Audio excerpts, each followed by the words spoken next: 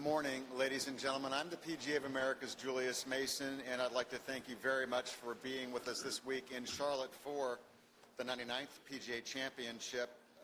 Before the best in the world tee off tomorrow, we want to make sure that you have an opportunity to spend some quality time with the leaders from the PGA of America. And before we go to Q&A, why don't we hear quickly from the President of the PGA of America, and Paul Levy, the CEO of the PGA of America, and Pete Bavacqua, and the Chief Championships Officer, Kerry Haig. So, Paul, why don't you go ahead and kick it off, please? Thank you, Julius. Great to be here, and we're thrilled to be here at Quail Hollow in Charlotte. Kind of hard to believe the first time a major's been played at Charlotte, and we're glad it's the PGA Championship. It's the wonderful people of Charlotte have really been gracious hosts. Everyone here at Quail Hollow, including the head golf professional, Scott Davenport, and Superintendent Keith Wood, their general manager, Tom DeLozier. Just hats off to the entire team for their hospitality and this great setting that we have.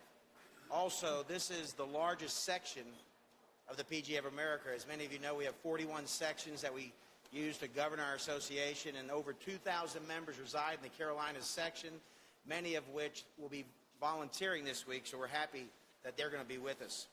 And once again, it's great to say that the strongest field in golf will be here at the PGA Championship. 97 of the top 100 players will be playing this week, and continues our trend for being the strongest field. And last but not least, we always like to mention our 20 club professionals. It's great to have them here this week, the pride and joy of the 28,000 strong, the men and women who are out there every day teaching and playing the game, and we're glad to see them competing this week. And with that said, Pete? Now, thanks, Paul. As Paul said, Quail Hollow, just so far, everything has been absolutely over the top. Can't thank the club, the membership, obviously Johnny Harris, Ralph Breeden, our general chairperson. Paul mentioned the head PGA professional, Scott Davenport, and Charlotte has just rolled out the red carpet. This has the makings to be a really wonderful championship, and we feel like we're on the cusp of doing that. Very excited about the championship round starting tomorrow. We have our great partners in Turner and CBS Sports. We'll have over 28 hours of live coverage between Turner and CBS. We'll reach over 570 million households in over 200 countries and territories. Also, we have a new partner in the BBC. We're doing some very interesting things with Twitter and Facebook in terms of live streaming. So kind of really forwarding and moving ahead with our commitment to bring this championship to as many people as possible in as many different formats as possible. So we're excited about all of that. And just here on the eve of the championship, we'll root for some good weather that Kerry will get more into. The golf course is in spectacular shape, and we will see what happens here the next 4 days. Kerry? Yeah, thanks, Pete and Paul, and good morning, ladies and gentlemen. I'll simply talk about what a wonderful golf course this is, and Keith Wood, the superintendent, and his crew have done what I think is a truly remarkable job over the last 16 months since the decision was made to make the changes, which I think everyone are familiar with. The overall playing surfaces, the conditioning of those surfaces is second to none, and his staff have done an unbelievable job. Obviously, the last 48 hours, we've had over an inch of rain, and has softened the golf course, certainly more than we would want, and more than I think everybody would want. But golf is an outdoor sport, and it is what it is. So, and as Pete said, a huge thank you to the club, and in particular, Johnny Harris and the club's commitment to making the golf course the very best it can be. All through our process, any suggestions that we have made, they have looked at, and if they feel it is going to improve the golf course for the players and for their membership, then they have certainly considered it, and we have made those changes. So we can't wait. We're so excited for it to start tomorrow, hopefully with some good weather, and look forward to what we hope will be our greatest PGA Championship ever. Thank you very much, gentlemen. Ladies and gentlemen, if you have a question, please raise your hand. We'll get you a microphone. Let us know who you are and where you're from.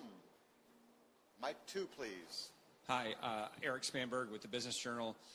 Pete, I'm wondering, I know this tournament hasn't even started, but of course a lot of people are already speculating about when the PGA Championship could return to Charlotte. The earliest date you have is 2024.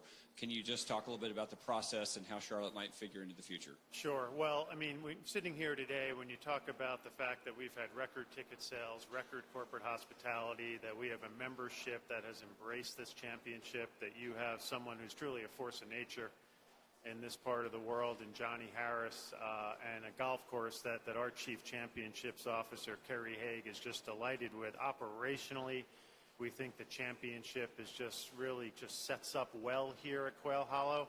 So we, of course, need to get through this week, but I would tell you, and I even said this yesterday, we can't wait to get back here. I think it's 100% in our plans to bring the PGA Championship back to Quail Hollow. I spoke to some city and state officials yesterday.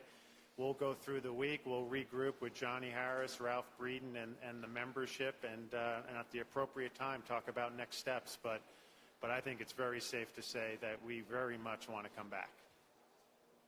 Thank you. Question in the front over here, please. I tell you what, we'll go over here on mic number one. Jay Fleming from the Golf Newsnet. Back in, it was either 87 or 1991, when the Washington Redskins were playing an NFC Championship against the Atlanta Falcons, MC Hammer and some of his entourage were not only down on the field, but they went into the locker room at halftime, and they basically did the pep talk to the Falcons, playing music and rap. And the NFL shortly thereafter decided not to have celebrities on the field or in the locker rooms. Similarly, the NBA had some problems with Spike Lee getting too close and too involved in games as well. I noticed that we're starting to see celebrities creep into the competition at major championships. We see them walking inside the ropes. We see them on the practice range. At what point does that start to become a detraction or a distraction from the actual competition? Well, I would tell you, and obviously would love to hear Kerry's thoughts on this as well, but we have no problem in a limited circumstance with celebrities. We welcome celebrities. We want celebrities of all walks of life to be at the PGA Championship. Quite frankly, we want them to be a part of this great game of golf. We think more people like Justin Bieber and Steph Curry, who love this game and play this game and talk about this game, that's good for the growth of golf, and this game needs to grow. And quite frankly, people like that can help us grow it. Would we ever let them impact the competition? Of course not. But if they were visiting a locker room of a friend that's playing in this event, or walking inside the ropes with a friend who's playing in this event during a practice round, we're fine with that. Yeah, I would reiterate what Pete says, and certainly ultimately it's a major championship and it's up to the player, and our policy allows the player to bring their instructor or their manager or their friendly celebrity, and we think that is, as Pete said, good for the game, good for the golf, and if good for the player, because if that is something the player wants, then we allow it. You're just upset because Bieber didn't sign your hat. I saw that. Microphone number two, please. Hey, I'm Katie Peralta with the Charlotte Observer. This is a question for you, Kerry. Can you talk to us about some of the unique challenges and behind-the-scenes work that's had to be done to kind of not prepare for the rain, but kind of contingency plans and keep people safe and make sure that everything runs smoothly because of this unexpected weather? Sure. Well, as I said earlier, golf's an outdoor sport, and rain is part of what we have to deal with, and we have a lot of measures certainly in place, certainly in the planning stages, where the parking lots are located, so where how the buses get in and out, being asphalt or rock, so that they can function in the case of rain.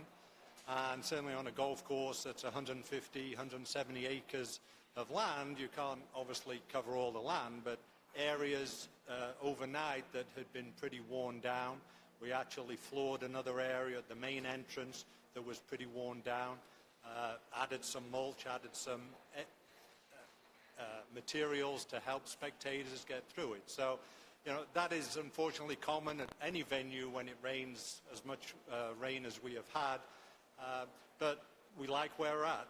The great thing about this club is they have invested in so many car paths and roadways through the golf course. So spectators can, meander through, the entire golf course on hard surface roads or paths if they so choose to. So it is a great venue to be able to accommodate even in the rain, and hopefully we don't have much more of it. There's a follow-up question. Yeah, can you tell us what the biggest challenge was in bringing an event of this magnitude to Quail? Obviously, it's Charlotte's first major, and there were a lot of changes that had to be made to the course itself. Well, I'm not sure they're challenges. I think the great thing about the course and the club is that whatever they wanted to do or we wanted to do to accommodate and make it better for a major championship, they were willing and prepared to do so. So, the idea of bringing the spectators in a totally different way, walking in through their parking lot, and the first experience is the 18th green. I'm not sure there's a better experience in any championship golf venue than the minute the spectators get in and see the 18th green. It is unbelievable. But that's, again, the willingness of the club to do so and some creative, great imaginations to come up with that idea of how it should be done. So, any event, you need the cooperation of the city, the state, the community, the members of the club, and together, working together, you can come up with a lot of unique ideas and to help the spectators experience at a major championship. Microphone number 3, John. Pete, there'd be a lot of people at home who are delighted that golf is back on the BBC. There hasn't been much golf on the BBC lately. Can you explain how that came about? It's really, we have a partnership in the international broadcast rights space in IMG, and it was working with IMG to find the best partner to broadcast this championship to the most amount of people possible, and the BBC just quickly fit that role. Obviously, they have a long storied history of televising and broadcasting golf, and we thought they were the perfect solution for this 2017 PGA Championship. And we're excited about what they'll do with the broadcast, and we think what's so great for us and our mission to serve our members and to grow the game, and the PGA Championship being such a big part of that, we know that they'll be able to bring this championship to so many people back in that region of the world, which is a critical region for the game of golf.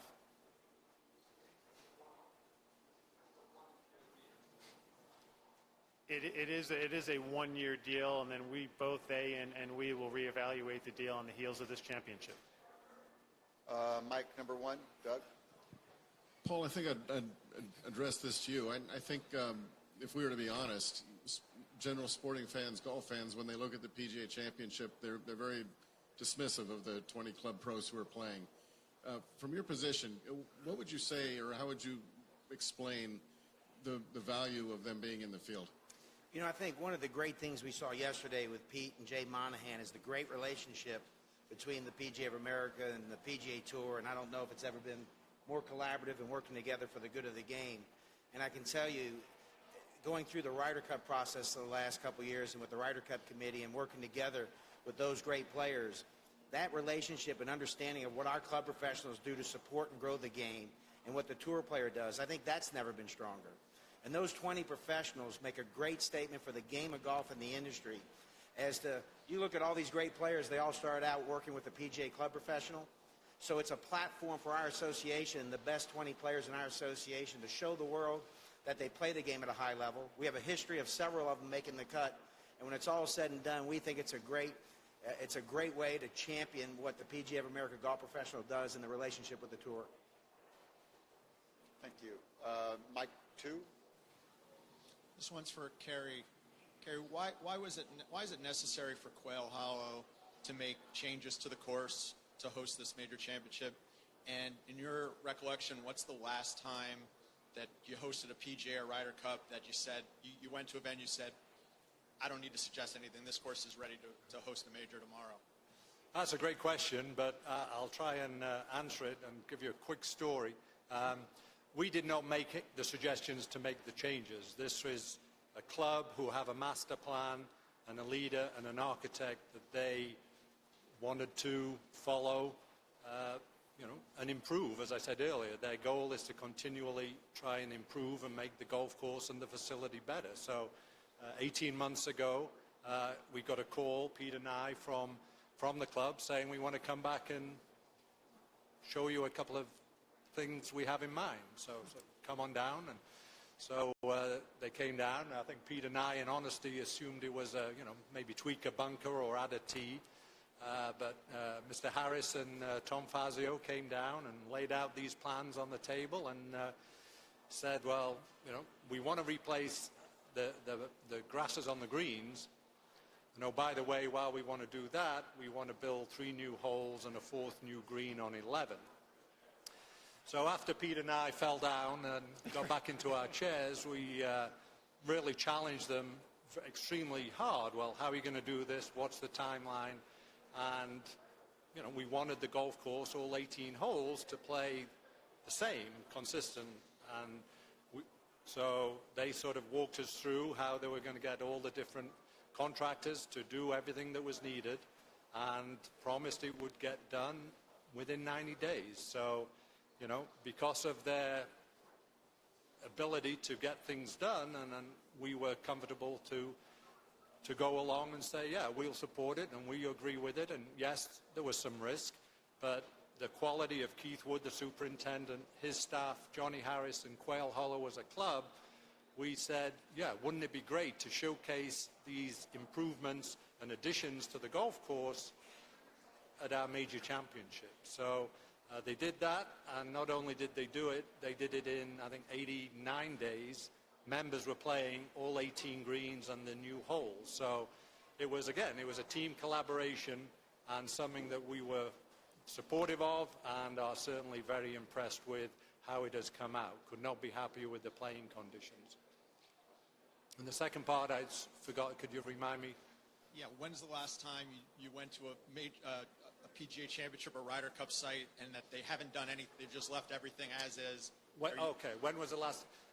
I think part of our process is, 3-4 years before, we always walk around the golf course with the superintendent and, in honesty, see what, if anything, we can do to bring out any features in the golf course that will make it more attractive, more challenging, more strategic, and more enjoyable for the players and for the members to play. And usually it's not to the extent we did here, but it may be fairway mowing adjustments or rough cuts changes, and occasionally a new tee. So I would say most every course we go to, we make suggestions. We don't always carry them out, but I think we want the championship to be the best it can be for the best players in the world, and we want them to be challenged and enjoy the experience of playing those golf courses. So I think every course we do, in collaboration with the club, make such minor changes to make it hopefully a greater test, a greater experience, and hopefully shows for a greater PGA Championship this week. Mic number 4, Jeff. Kerry, to follow up on the question about weather and looking ahead to the weekend forecast, is there a percentage in the forecast a number you look at that when it reaches that number or goes above it says we're going to move the tee times up, or is there also a number in terms of the number of miles that there's lightning within the golf course that prompts you to suspend play?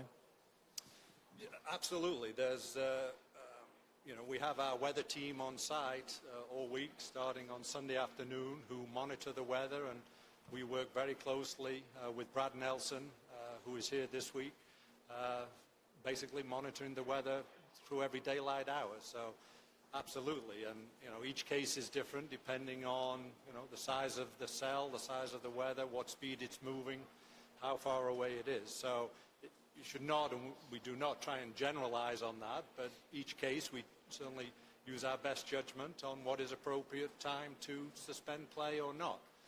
Obviously the care and the safety of spectators is utmost in our mind, and we'll do so in all cases to try and allow enough time for spectators to get off the course and back to the shuttles and to safety. And the other question I forgot again. Oh, tee times. Yeah. Tee times Thursday and Friday, obviously we're pretty much dawn till dusk. Saturday and Sunday, each case, again, we'll look at what the weather is calling for and based any judgment on, what time we should start, and if we need to make any adjustments based on those forecasts. So just as we did last year at Baltusrol, we did some things that may be different but we'll do whatever we can to make our best efforts to finish. But certainly, we discuss with our partners what is best to make this the best championship can be, and that's exactly what we do every year at our championship.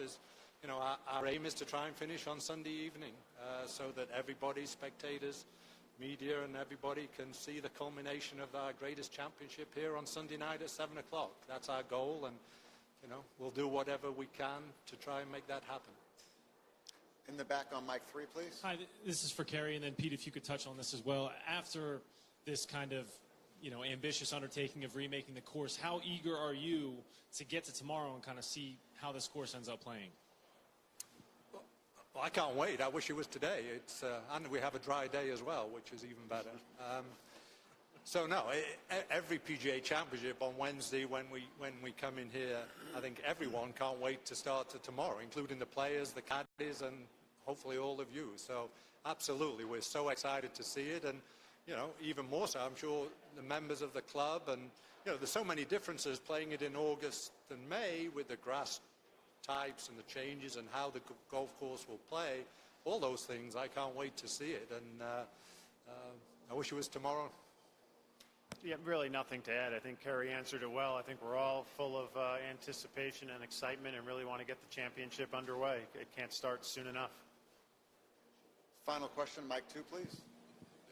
Question for Kerry and for Pete. Kerry, what's the longest and shortest the 8th and 14th might play this week? And for Pete, the fact that no one has ever completed the career Grand Slam at the PGA Championship, would you like to see it stay that way just to create a little bit of mystique? The longest and shortest, I haven't calculated the exact yardage, but it would obviously, the longest would be from pretty much the back of the tee to the deepest hole location on each. And the shortest would be dependent, I think it's fair to say the 2 par 3s, we would go up to the next tee, the second tee, on 6 and on 17. Specific to the 8th and 14th hole. 8th and 14th? Do you have any what kind of plans do you have in terms of? Again, just like any time we're setting up the golf course, we'll determine that each morning depending on the wind strength and direction and the hole location. So, it would be wrong of me to try and give a yardage it's not going to be shorter than this or longer than this. It's hopefully what's appropriate to tempt the majority, if not all of the field, to think about going for it. And that's the strategy that I think we all like to see, and as golfers like to enjoy when we're playing, is do I go for it, do I not, what do I do?